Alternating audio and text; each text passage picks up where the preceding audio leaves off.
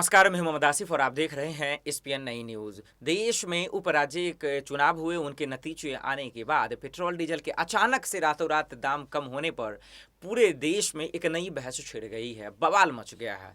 और वो ये कि प्रियंका गांधी जो कांग्रेस की महासचिव है, उन्होंने जो है जमकर मोदी सरकार पर हमला बोला है। उन्होंने कहा है कि उपचुनाव में जिस तरह से बीजेपी को हार मिली है, उसी का असर है कि आज 5 से 10 रुपये कम किए गए हैं, वो भी इतने पैसे बढ़ाने के बाद।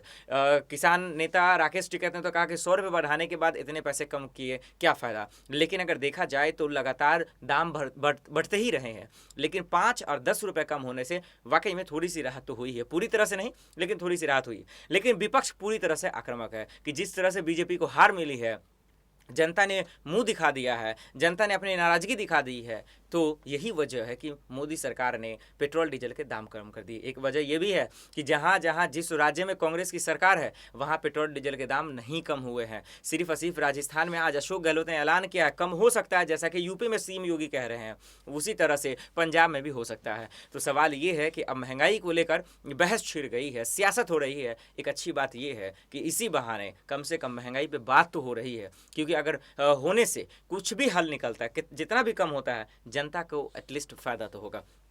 यूपी में चुनाव होने वाले हैं। प्रियंका गांधी का ये वार साफ इशारा करता है कि यूपी में भी चुनाव होने वाले हैं। अगर महंगाई पे नहीं लगाया गया अंकुश, महंगाई पे नहीं ध्यान दिया गया, अगर कम नहीं की गई, तो कहीं ना कहीं जिस तरह से उपचुनाव में भारतीय जनता पार्टी को हार का सामना करना पड़ा है, उसी तरह से शायद यूपी चुनाव में भी देखने को मिले। यही वजह है कि महंगाई को लेकर सीएम योगी भी बैठकें की हैं। आज शायद यूपी में भी अब कम हो सकता है पेट्रोल डीजल के दाम। अगर पेट्रोल डीजल के दाम कम होंगे तो तमाम चीज़ें जो बढ़ी हैं वो भी कम हो जाएंगे। अब देखते हैं कि होता क्या है। फिलहाल के लिए इतना ही, बाकी खबरों के लिए देखते रहें एसपीएन न्यूज़। नमस्कार।